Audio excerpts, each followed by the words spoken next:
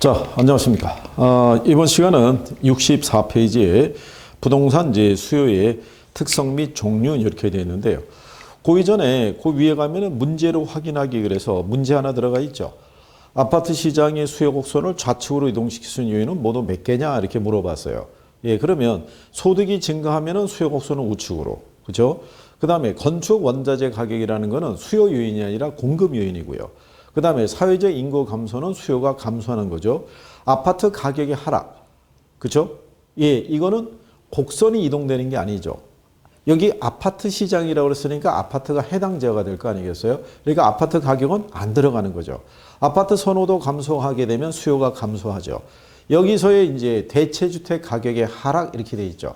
자, 그러면 여러분들은 지난 시간에 대체재하고 보완재를 배우셨다고요. 그죠? 그러면 대체주택 가격이 하락하면은 아파트의 소비가 어떻게 되겠어요? 우리는 아파트하고 아파트를 대신할 수 있는 주택이잖아요.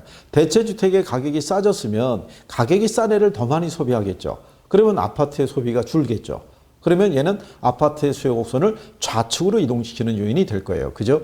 이런 식으로 시일전에서 출제를 한다는 얘기예요. 그러니까 대체재 이 보완재 관계를 내가 개념 정리가 돼 있어야지만 몇 개다라는 거를 내가 선택할 수가 있죠. 예, 그래서 뭐 이런 것들은 이제 나중에 여러분들이 문제집에서 다시 연습을 충분히 하시게 될 거예요. 그러니까 이제 그런 개념 정도는 갖고 계셔야 된다는 거고요. 거기 보면은 이제 부동산 수요의 특성 및 종류라고 이렇게 명시가 돼 있을 때요.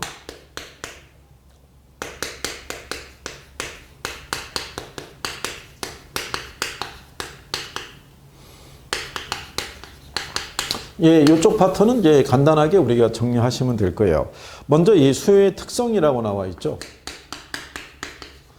예, 요거는 이제 일반 재화를 소비하는 거하고 다른 부동산 수요의 특성이다라고 이렇게 보시면 될 거예요. 그죠? 예. 일반적인 이제 부동산 수요는요, 이 일반적인 이제 우리가 생활을 위해서는 이제 필수재라고 할 수 있겠죠. 집을 지으려고 해도 당연히 토지는 필요하겠죠. 그래서 부동산 수요는 일반적으로 비탄력적이라 할 수 있는데, 이 탄력성에 대한 것은 종류에 따라 달라진다는 거. 이거는 이제 뒤에서 탄력성 개념에서 이제 들으시고 다시 한번 보시면은 무난하게 정리할 수 있고요. 구매자금 축적의 장기성이라고 해놨죠. 우리가 일반적으로 뭐 라면이나 일반 뭐 용품을 살기 위해서 저축을 하거나 그런 경우는 거의 없죠. 근데 부동산은 고가의 자산이다 보니까 얘를 내가 매입하기 위해서는 상당히 오랜 시간 내가 저축해야 된다는 그런 특징이 있고요. 그 다음에 구매 결정의 전문성, 복잡성이라는 게 있죠. 우리가 라면을 사기 위해서 뭐 라면의 주변 환경 이런 건 안 따지죠. 그러나 주택을 구입하는 과정에서는 주변에 어떤 시설이 들어올 것이냐, 학구는 어떻게 되느냐 따져야 될 상황이 되게 많다는 얘기죠. 그래서 구매 절차도요. 일반 상품은 우리가 대금을 지급하면서 이제 거래가 종결이 되지만 부동산은 내가 물건을 찾는 것부터 시작해서 계약금, 중도금, 잔금, 그 다음에 권리의 이전까지 이루어져야지만 예, 거래가 종결이 되는 예, 그런 이제 특징이 갖고 있고요. 그 다음에 가수의 현상이라고 그래서요. 부동산 가격이 상승하는데도 오히려 수요가 증가하는 현상이 시장에서는 발생하죠. 그게 이제 일반적으로 그 수요 법칙하고는 조금 반대로 움직이는 부동산 법칙에서 나타나는 현상이라고 할 수 있어요. 예, 그래서 그런 내용이고요. 그 다음에 이제 부동산 수요의 종류라고 그래서요. 예. 거기 보시면은 이 본원적 수요하고요. 파생적 수요라고 있어요. 본원적 수요를 직접 수요라고 얘기를 하고요. 예, 그 다음에 파생적 수요를 우리가 간접 수요라고 얘기를 하는데 이게 저기 교과서들마다 보면은 이게 다들 이제 명시가 되어 있는데 가령 예를 들어서 가구 수가 증가를 해요. 이 가구 수가 증가하게 되면요. 바로 주택 수요가 증가해요. 이게 우리가 이제 집에서 아기가 태어났다고 집을 구하진 않아요. 근데 이 1인 가구 아시죠? 가구 수가 늘어나게 되면 주택 수요가 바로 증가하죠. 예, 그래서 이 주택 수요의 증가가 이게 본원적 수요라는 거죠. 예. 근데 우리는 그러면 이 주택에 대한 공급을 늘려줘야 되잖아요. 그러면 주택에 대한 공급을 늘려주기 위해서는 뭐가 필요하냐면 토지가 필요하죠. 그죠? 예, 그래서 이 주택 수요의 증가로부터 토지 수요가 증가하는 거. 그래서 이 토지 수요에 대한 거를 우리가 무슨 수요라고 하냐면 파생 수요라고 얘기를 해요. 파생수요. 그래서 이렇게 여러분들이 구별을 하시면 되겠죠. 그 다음에 이제 실질적 수요라는 것은요. 일본 애들이 이제 유효 수요를 실질적 수요라고 번역을 해서 쓰는 경우고요. 또 잠재적 수요라는 것은 뭐 생각하시면 되냐면 이거는 이제 예비 수요예요. 지금 현재 구매력이 없어서 세를 들어 살고 있는데 소득이 증가하면은 내가 이제 예를 들어서 주동산을 소비할 수 있겠죠. 그리고 이제 신규 수요하고 교체 수요 이제 이렇게 명시가 되는 거니까 요거는 뭐 우리가 제목으로 구별할 수가 있겠죠. 예, 그리고 이제 여기 분류를 얘기하니까 여기서 그냥 간단하게 개별 수요하고요. 예, 시장 수요에 대해서 간략하게 개별 수요하고 이제 시장 수요에 대한 그림은요. 여러분들 교재 60페이지에 그림으로 나타나 있어요. 요거는 페이지 60페이지에 이제 분류 얘기할 때 그냥 여기서 또 이제 교과서에 있는데 설명 안 하고 넘어가면 또 이게 또 왜 또 안 할까 뭐 이렇게 되니까 그러면 요거는 무슨 얘기냐면요. 개별 수요라는 거는 개별 소비자 한 사람 한 사람의 수요고요. 그거 전체를 합한 거를 시장 수요라고 그래요. 근데 여러분들이 보시면 시장에는 개별 수요가 무진장 많이 있을 거 아니에요. 근데 그거를 다 표시할 수가 없으니까 경제학에서는 가정을 부여하는 거예요. 개별 수요는 A하고 B 둘만 있다는 가정이에요. 그리고 임의의 가격선을 하나 이렇게 그려보는 거죠. 그러면 이제 시장에서 주어진 가격이 1,000원일 때 A는 3개를 소비를 해요. 그러면 요거는 개별 수요 A의 수요 곡선이 되겠죠. 그러면 같은 가격이 1,000원에서 B는 5개를 소비를 해요. 그러면 요거는 개별 수요 B의 개별 수요 곡선이 되겠죠. 그러면 시장 수요는 어떻게 구하냐면요. 이 개별 수요를 개별 수요의 수평적 합계라고 그래요. 수평적 합계라는 거는 그 양을 다 더해 주는 거예요. 이렇게. 그죠? 그러면 3개, A가 3개죠. 그 다음에 B가 5개죠. 그러면 2개를 합하면 8개가 되겠죠. 그래서 시장 수요 곡선의 기울기는 개별 수요 곡선보다 완만하게 나타나요. 그걸 왜냐하면 다 합한 거니까. 그래서 그런 정도로 이해하시면 될 거예요.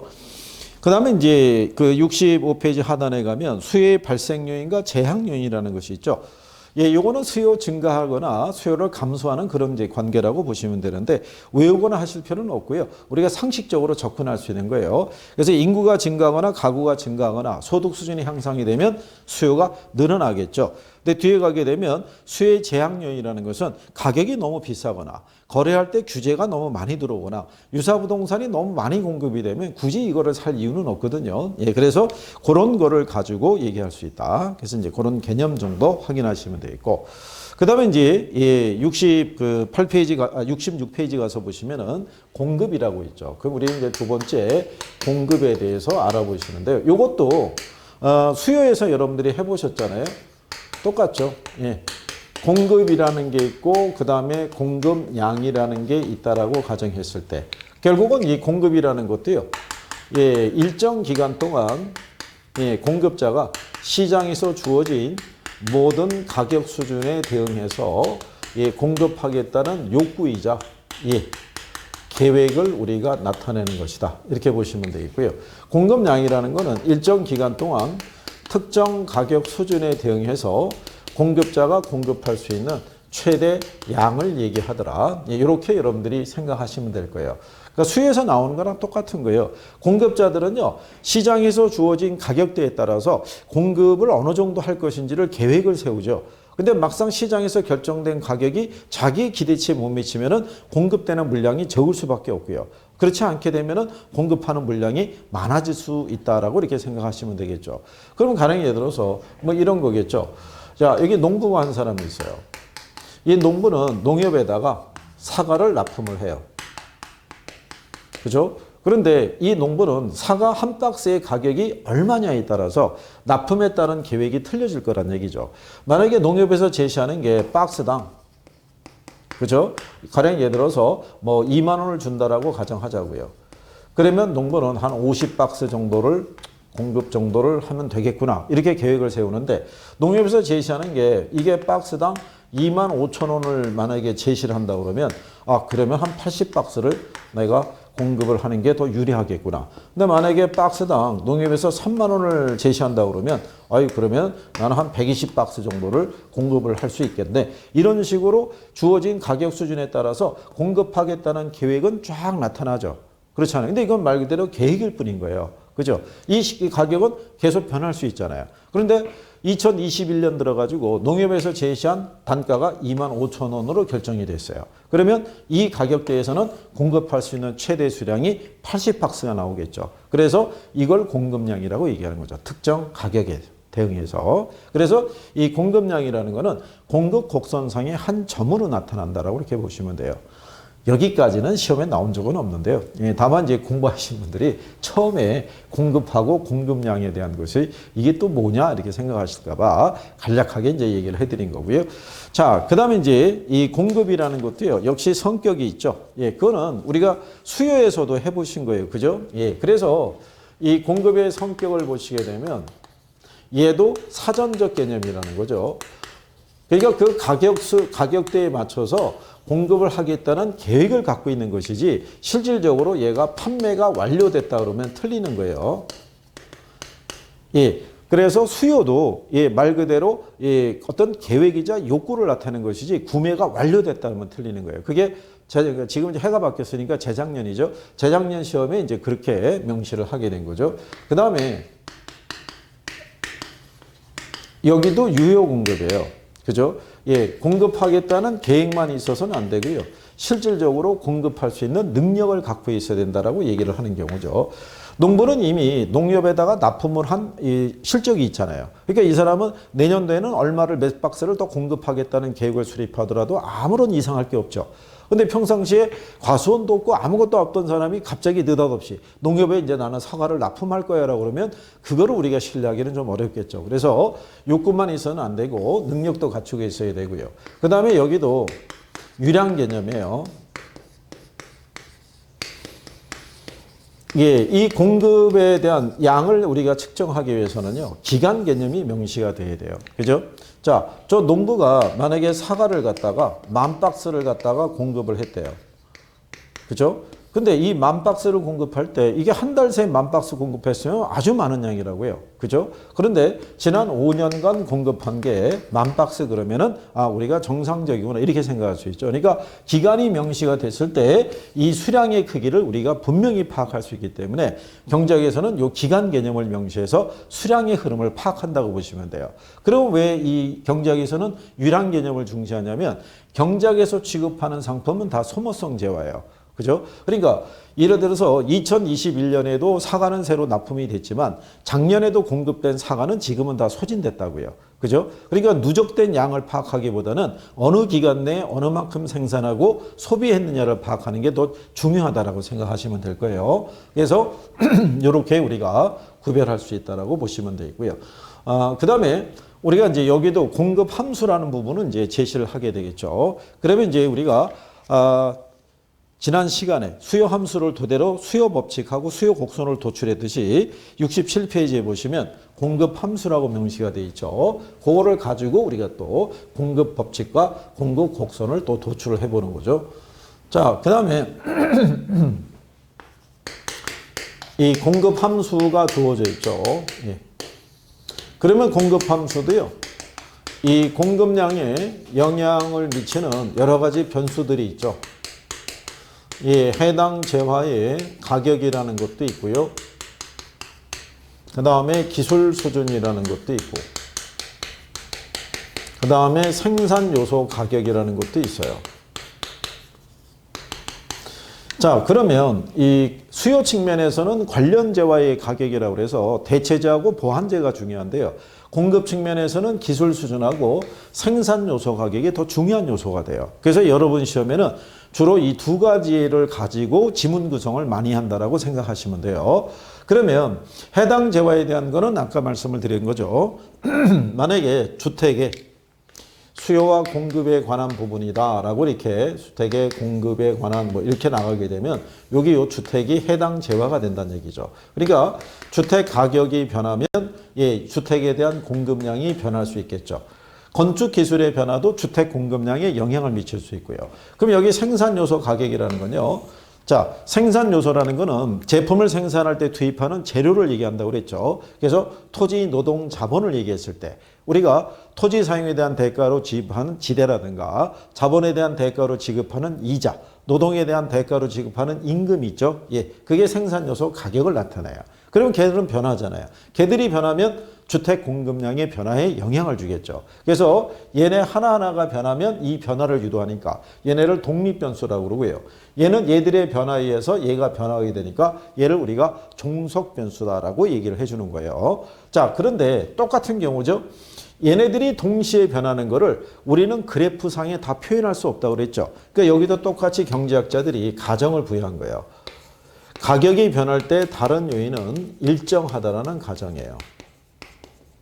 그러면 얘들은 변화가 없을 때 이 공급량의 변화를 유도하는 것은 해당 재화의 가격밖에 없더라. 그래서 일반적인 우리가 수요 함수는 가격과 공급량 사이의 관계를 얘기를 하죠. 그럼 여기도 마찬가지로 이 가격에 의해서 공급량이 결정이 된다라고 보시면 돼요. 그럼 여기도 이제 임의의 공급 함수를 하나 이렇게 제시를 하는 경우죠.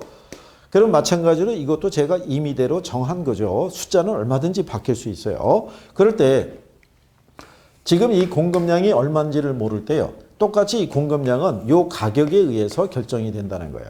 그럼 우리는 임의대로 가격을 10이라고 제시를 하게 되면 P가 10으로 바뀌죠. 그러면 100 플러스 2 곱하기 10의 논리죠. 그러면 공급량이 120이 되겠죠. 근데 이번에는 가격을 올려보는 거예요. 20으로. 그러면 P가 20으로 바뀌니까 100 플러스 2 곱하기 20의 논리죠. 그러면 얘는 140이 될 거예요. 그죠? 예. 그러면 이때 공급량은 140이죠.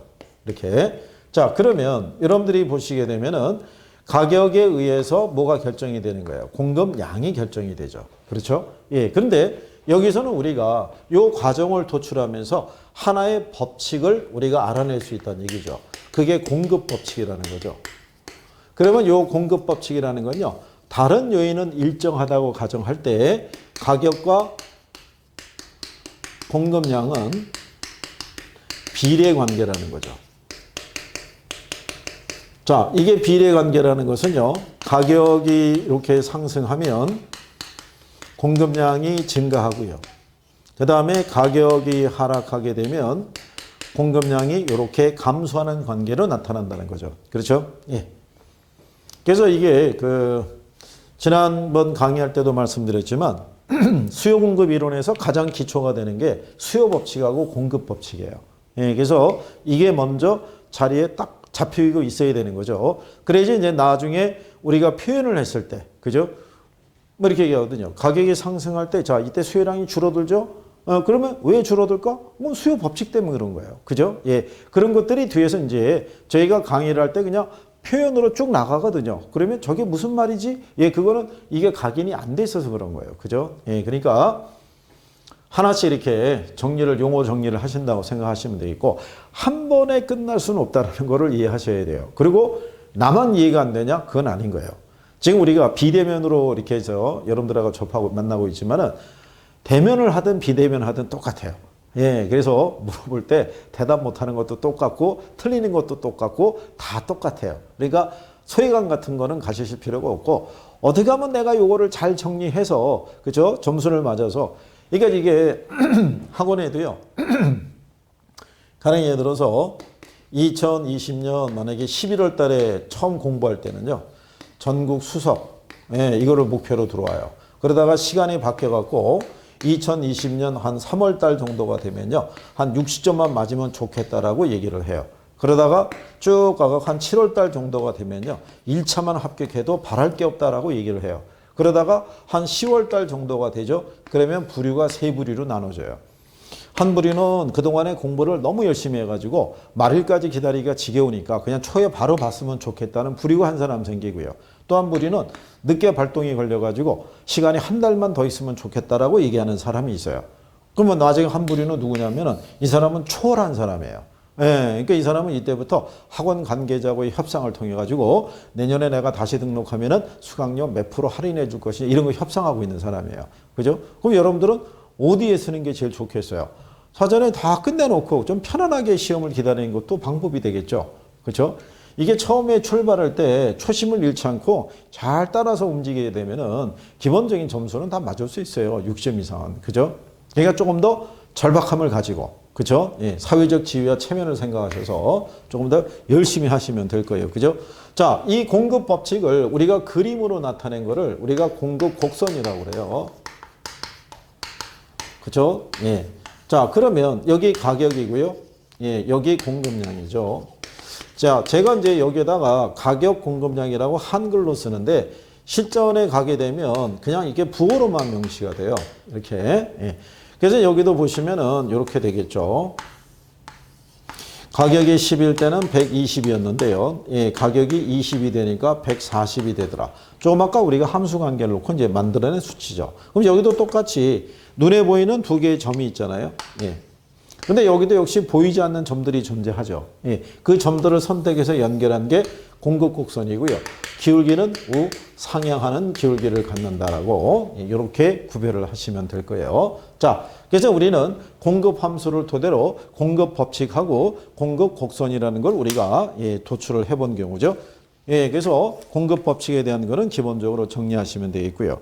그 다음에 이제 68페이지에 보시면 공급량의 변화하고 공급의 변화가 있는데요. 이것도 역시 여러분들이 수혜량의 변화하고 수혜의 변화를 잘 인식을 하셨으면 여기도 정리가 좀 쉽게 되는 거예요.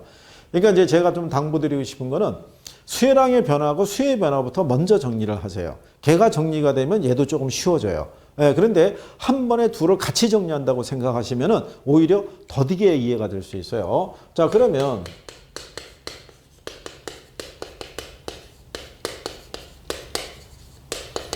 공급량의 변화하고요. 공급의 변화를 봤을 때요. 자, 똑같이 이 공급량의 변화를 가져다 주는 요인은요. 해당 재화의 가격의 변화에 의해서, 그죠?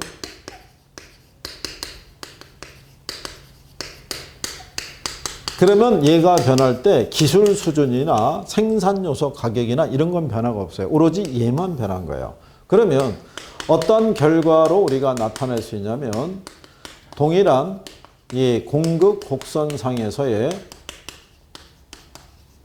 점의 이동으로 나타날 수 있는 거예요. 자, 그럼 우리가 한번 또 이렇게 해볼까요? 여기가 이제 가격일 거고요. 여기가 공급량이겠죠.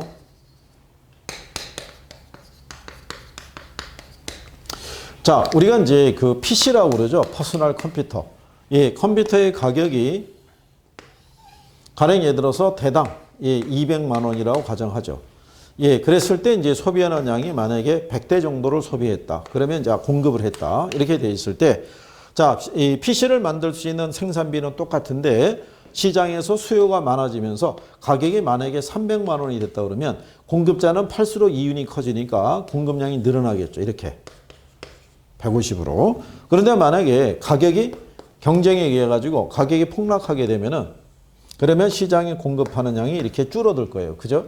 그럼 여기도 보시면은 PC 가격의 변화에 따라 PC에 대한 공급량의 크기가 달라지죠. 그러니까 여기도 아까 말씀드린 것처럼 좌표상에 있는 얘가 변한 거예요. 얘가 변해서 얘가 변하게 되면 하나의 공급 곡선 안에서 우리가 점의 이동으로 나타날 수 있다고요. 이렇게. 그죠? 예. 그러니까 이거를 우리가 명칭을 공급량의 변화라고 그래요. 그죠? 그러면 이 공급의 변화라는 것이 주어져 있어요. 자, 공급의 변화를 가져다 주는 요인은요. 이거는 가격 이외의 요인이 변한 거예요.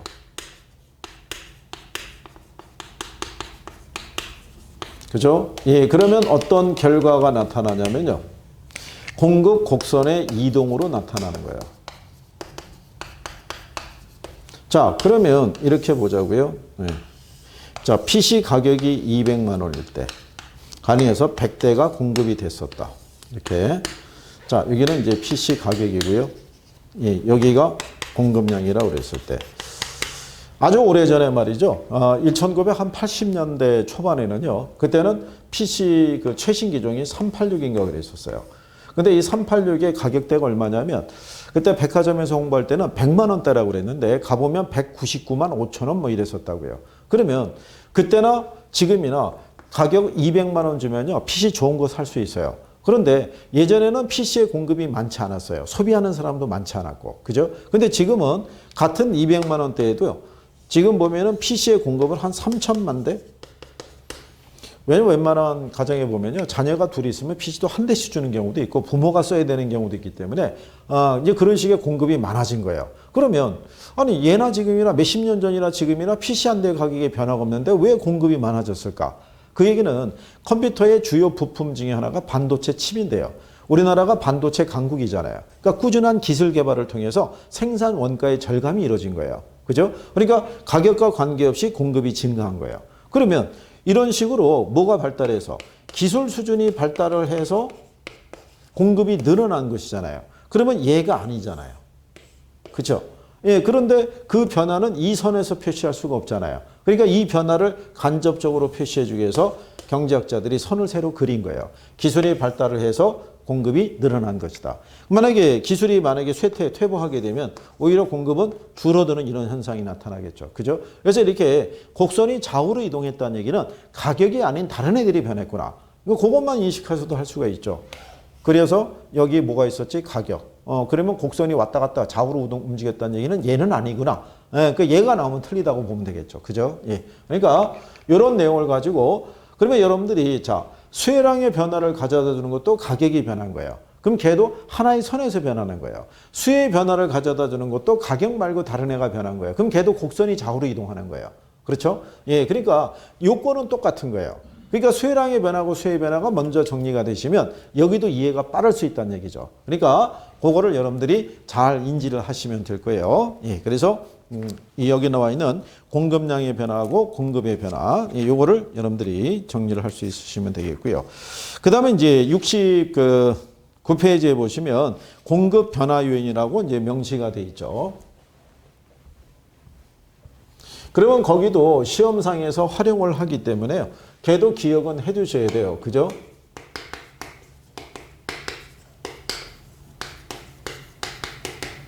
한 4 정도 되겠나요? 그러면 이제 우리가 아까 읽은 대로 가장 중요한 게 생산 요소 가격이 변할 수 있다는 거죠.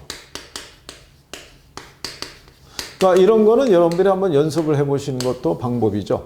만약 예를 들어서 건설 노동자의 임금이 상승하면 그죠? 예. 그러면 공급이 어떻게 되겠어요? 줄어들겠죠? 예. 그 다음에 시장 이자율이라는 게 상승하게 되면 그죠? 예. 그러면 역시 공급이 줄어들겠죠. 그렇죠? 예. 이렇게 생산 요소 가격의 변화를 가져다 줄 수도 있고요. 이거를 건축 원자재 가격의 변화, 이렇게도 유도할 수 있다는 얘기예요. 그리고 이제 기술이 발달하게 되면, 건축 기술이 발달하게 되면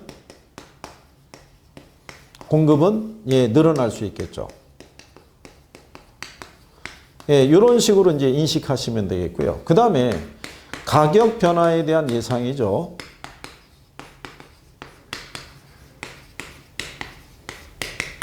자, 만약에 가격이 상승할 것이라고 예상이 되죠. 그러면 공급은 어떻게 된다? 예, 줄어들죠.